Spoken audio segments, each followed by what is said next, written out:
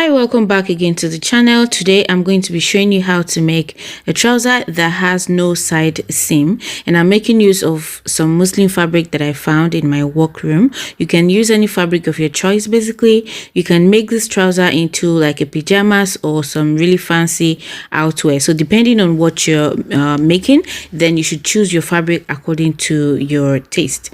So if you're interested, keep on watching and we are getting started right away. Right here I have my fabric folded into two already, as you can see, and that's what you should do.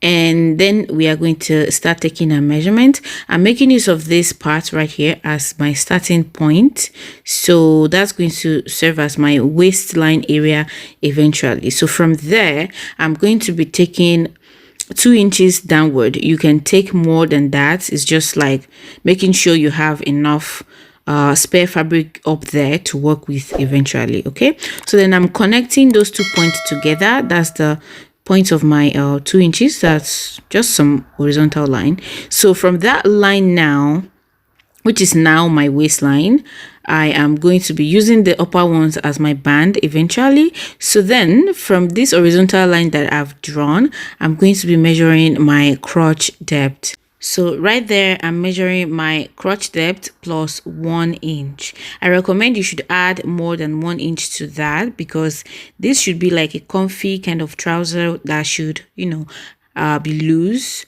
So if your crotch, for example, is 10, then you can add like 1 inch or 2 inches to that and then measure that out. So for me, I measured that out and I also connected that into an horizontal line again.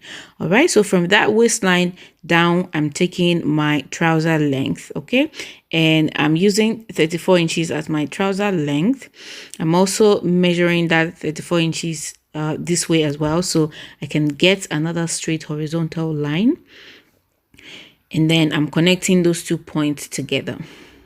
All right, so now from that line you're going to be taking your hem allowance, and I'm using 1.5 inch.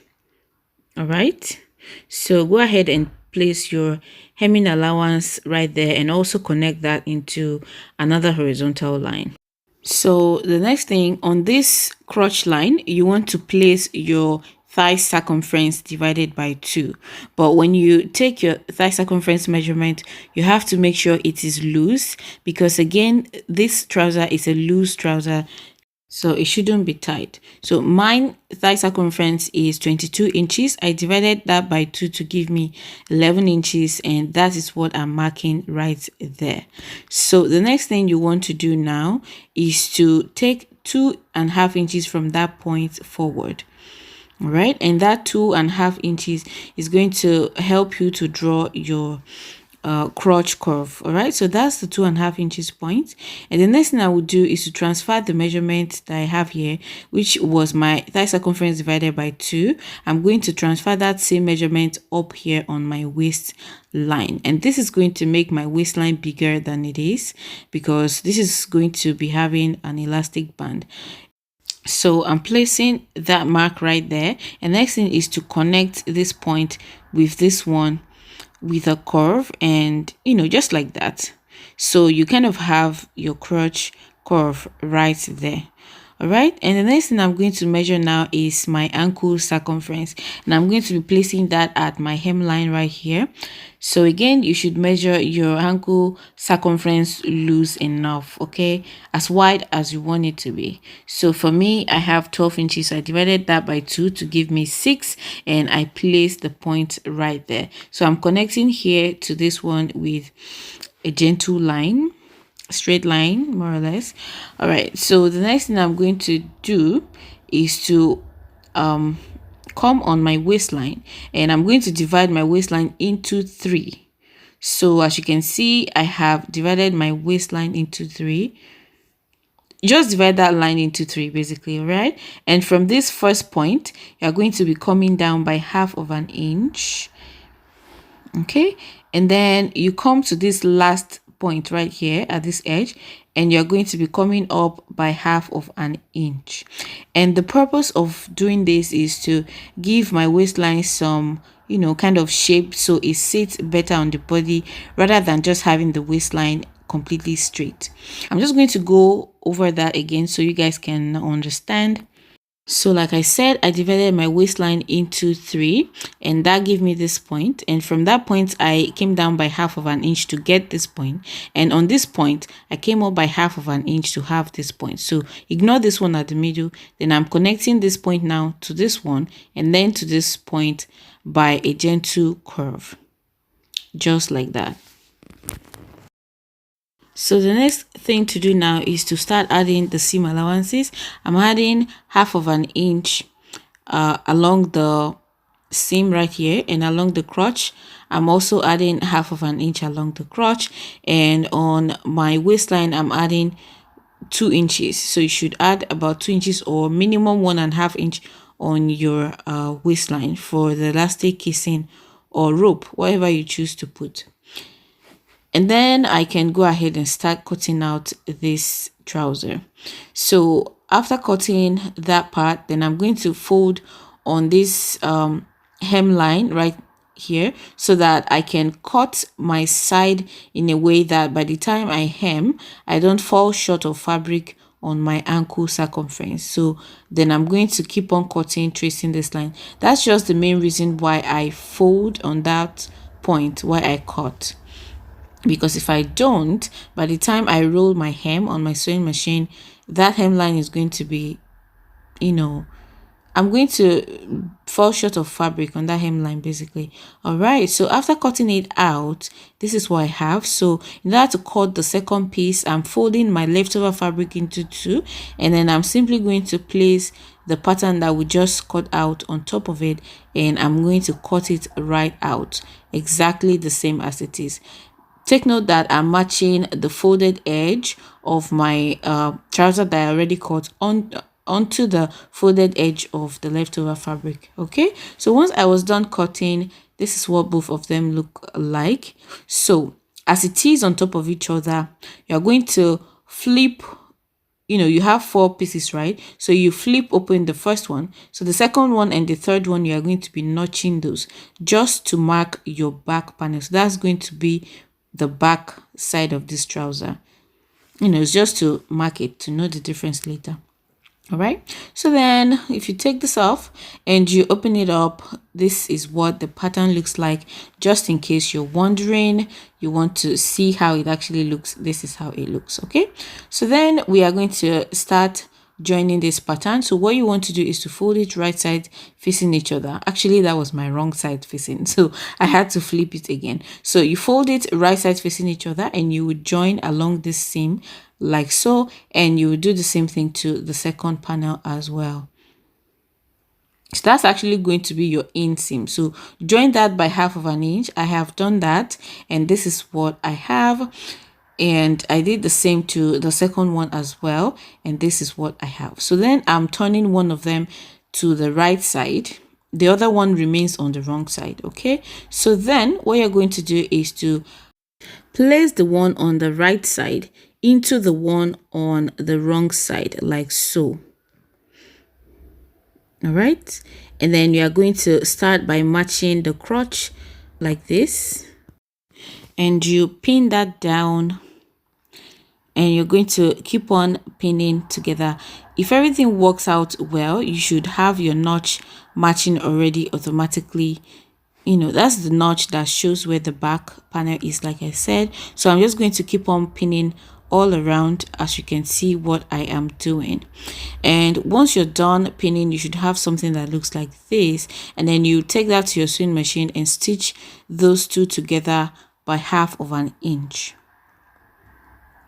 Once I was done joining, this is what I have, and then now you can bring it out like this, and you will have something that looks like this.